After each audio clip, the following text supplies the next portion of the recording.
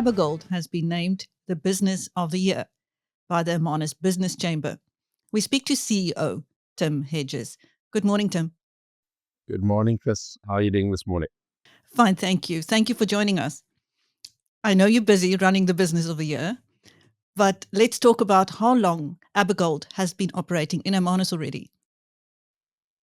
Chris, the business was started really as a almost a scientific project as far back as the mid 1980s, but Abagold was actually formed and created in 1986. So we're sort of heading into our 29th year. It was actually started by Dr. Pierre Hugo, who was a veterinary scientist who actually owned the local newspaper. So go figure that one out. And if you speak to his wife, she will tell you about how she had baby abalone in her bath. She had baby abalone in her sink. There were baby abalone everywhere. There was salt water or seawater being transported up Ferncliff into their house to be able to do all the experiments. And specifically, it was just to be able to replicate the natural process of spawning and reproducing that took so much time. But the business from there sort of grew, I would say, sort of almost organically rather than through acquisition or through anything like that. And so we've grown from sort of 3 or 4 tanks to now having over 3,400 tanks of that hold abalone in, around about 670 tons of abalone at any given time, and all taking place sort of in a 5-year life cycle. From the time that the baby abalone is born until such time as the abalone would actually be fully market ready. Before we go further, why do people eat abalone, and how and where is it consumed? So, if you were to ask the local South African, there are multiple people that had spent time either in Hermanus or on the West Coast that had been exposed to abalone. But it was never really the primary sort of source of consumption of abalone. Whereas in the middle, in Asia, specifically China, Hong Kong, Singapore, Malaysia, and Japan, abalone was always considered to be a very premium, special product, and its history actually goes back to the Japanese emperor providing and handing over dried abalone to his to the Chinese emperor at that time when they met. So it was always considered to be a very prestigious gift type product, and so it's kept that mystique and it's kept that uniqueness, and that's validated by essentially being probably still one of the top 2 or 3 edible products in terms of value. So it has an exceptionally high value. 75% of all people that eat abalone never pay for it. Now, there's an interesting stat. And the basis of that is that you would normally get it served to you at a wedding or at a celebration or at a banquet. And so it is often purchased by somebody who is recognizing you as a recognizing you as a guest, or alternatively recognizing you as a friend and providing you value in terms of what they're serving you. And abalone sits in that space. It is also considered a happy food. So when things are tough, like now in China, less abalone is being consumed. But at the same time, there are still those occasions, there are people getting married, there are events and celebrations that do take place. And that's principally where it gets served. It's not an everyday food. It's not something that people would have on their menu on a regular basis. And due to the fact that it's so expensive, it is always considered to be you are treating somebody or recognizing somebody when you actually provide them with an abalone dish of some sort. It is also quite difficult to cook at home. So the restaurant trade and the hotel trade is sort of where you would probably get the best representation of an abalone at any given time. Now, what puts your product, the Abagold product, in a unique position in the food chain? So I would take maybe just one step back from that and recognize that there are probably between 25 and 32 species of sea snails, which is what an abalone is. The genus is Haliotis, and the South African species is actually called Haliotis midday, and it is only found around our coastline. And it has a very unique texture, a very unique taste, and a very different shell to any of the other abalones that are out there.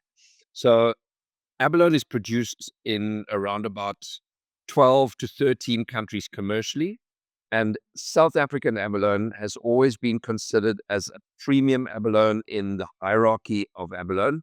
Strange enough that there is such a thing as a hierarchy, but it has been considered at the top together with the Japanese abalone.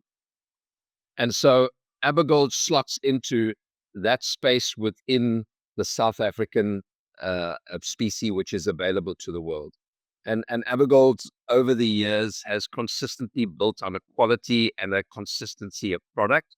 We produce abalone in 3 different formats. So we sell the product in a live format that ships out with airlines pretty much every second day to most of Asia. Then we also produce a canned product, which is sold and has a 5-year shelf life. So obviously has a lot more longevity. And this tends to be sort of a gifting product or a restaurant type product and is consumed at certain times of the year.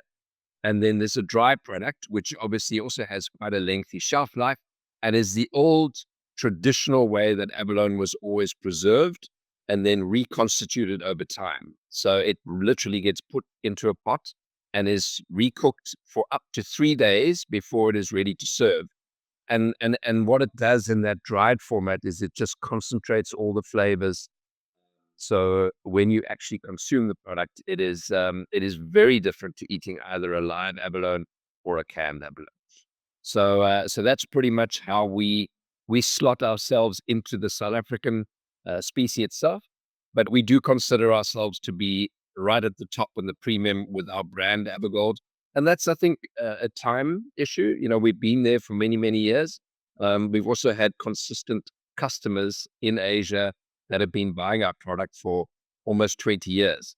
So those relationships have now, in some instances, moved to the next generation. We're actually dealing with the children of the original people that engaged with us. So there's a very long loyalty that exists between Abagold and the customers, as well as the restaurants and the hotels that we service. Now, I would imagine the global industry has changed in the last decade. How would you describe that change?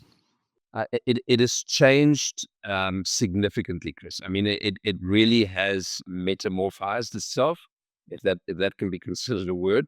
The reality that we started with was that the total production of abalone out of South Africa is commercially and done through aquaculture is around about 3,000 tons.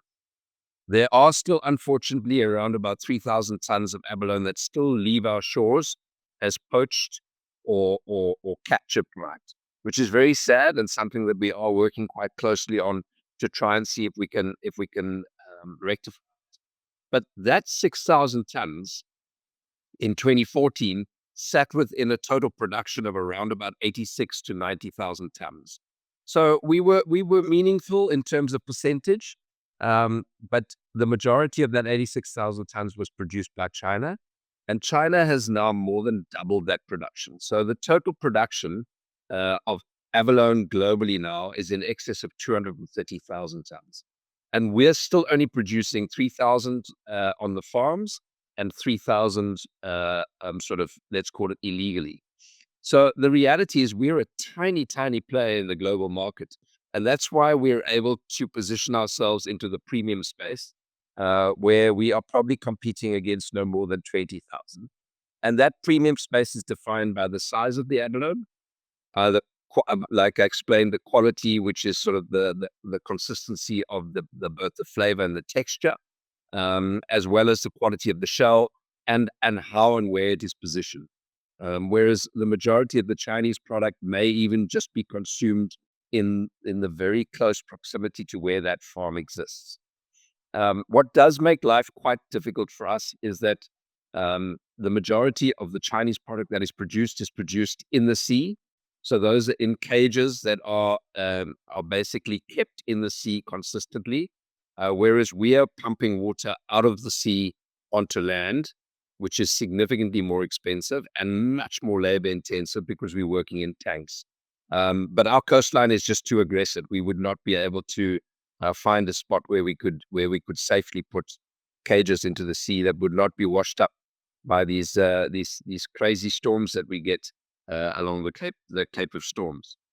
So that sort of gives you a little bit of an understanding that the environment has changed to such an extent that Abagold has had to adapt to how we enter this market and how we engage in this market. And to give you an example, last year, Abagold hosted the first ever dried auction of abalone in Hong Kong. And it was an amazing evening. We invited a number of our customers, but also a lot of dignitaries. We had the South African consulate there. We had many people that had never experienced abalone, most of them. And we auctioned up a number of lots, some of which were older than 30 years old, meaning that those abalone had actually been in our system for 30 years. And that's the sad thing about abalone.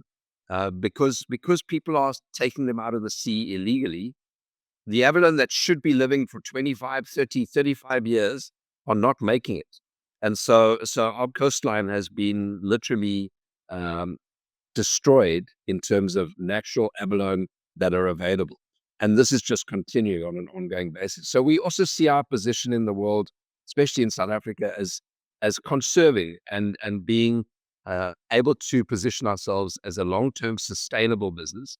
And that was also how we positioned the auction that we did, which was whatever you buy here, you will be able to get again in 2 years' time. And it was so much work, we decided we were not going to be doing an annual auction, but we do hope to maybe take our auction to another global capital, maybe Singapore, maybe Kuala Lumpur, maybe even Beijing in 2027. So let's see what happens. So, in what other ways are you going to try and maintain your position in the global market and grow the business? Chris, we have had to think very carefully about how we manage costs. We've had to consider things like automation. The industry itself at the moment is still a very manual process. To give you an idea, we have sort of 420 permanent employees that are involved directly and indirectly through administration and farming itself in raising this 660 tons that we have. So it is hugely important to Hermanus, because those 430 individuals support 430 families. And so the role that the abalone farms specifically in Hermanus play is very important in the stability here. But I think, the difficulty for us is if we don't keep looking at innovation. So to give you one very simple example, we used to just pump water and put blowers on every day to keep the air bubbling through the tanks.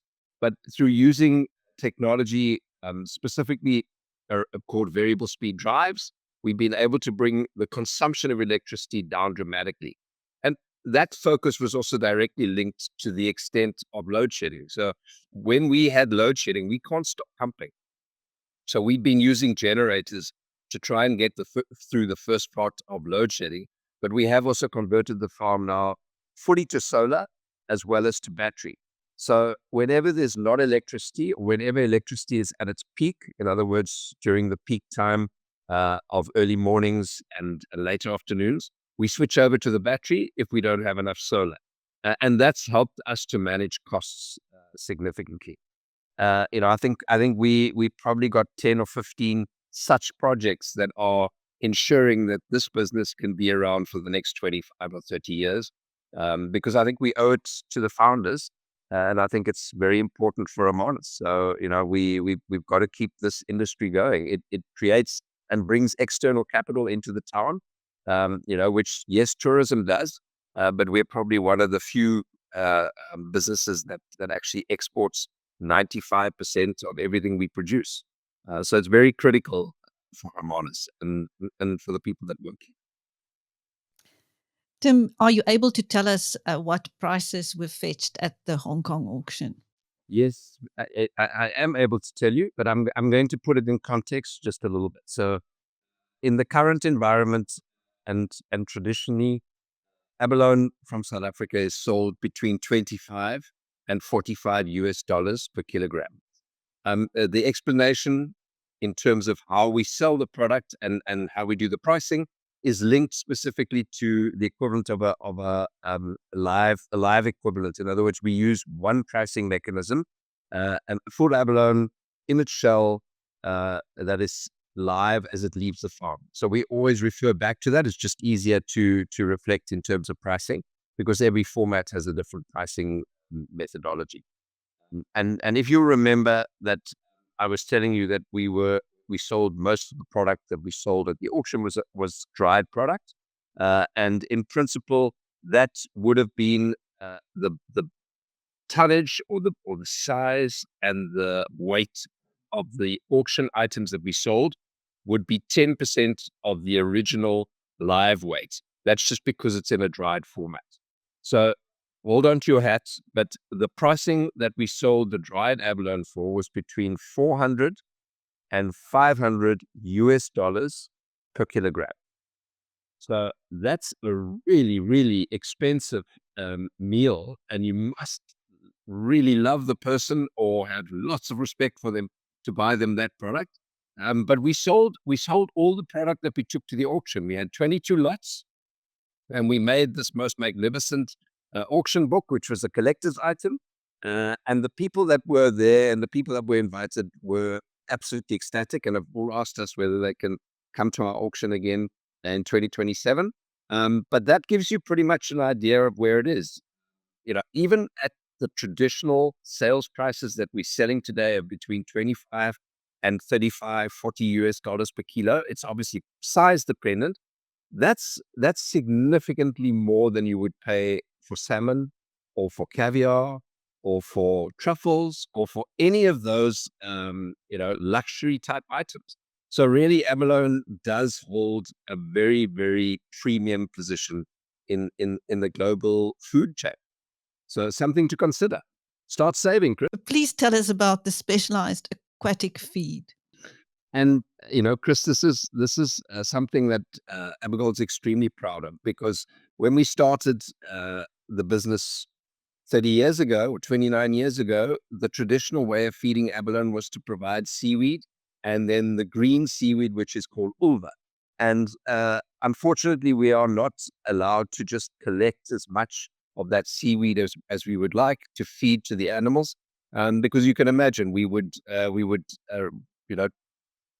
take up and use so much of that volume. So around about 10, 15 years ago, we started to develop a feed that we could give to the abalone that is an artificial feed and made from a combined different sources of protein, carbohydrates, specific ingredients that are supportive of helping the animals to be healthy, gut health, all those kind of things. There's absolutely no antibiotics, no additional growth hormones or anything like that. It's all natural feed. And we produce this feed in a factory that we built in 2015. The nice thing about this factory is that it didn't just stay an abalone feed facility. It now produces 75% of what it produces is for the trout industry and for the pet food industry. So many of the pet foods or the dog and the cat foods that you feed to your animals here in Hermanus come originally from the specialized aquatic feed facility. And it really is going from strength to strength, and we're extremely excited and very proud of what we've been able to produce there. So it's something that sort of came out of nothing. If it wasn't for the abalone, we would not have had a feed facility in a month. Well, no wonder Abagold has been named the Business of the Year by the Hermanus Business Chamber. And that was CEO Tim Hedges speaking to BizNews. And I'm Christine. Thank you, Tim. You're more than welcome. And we're extremely proud to be the recipient of that award this year. Very, very proud. Thank you, Chris, for your time.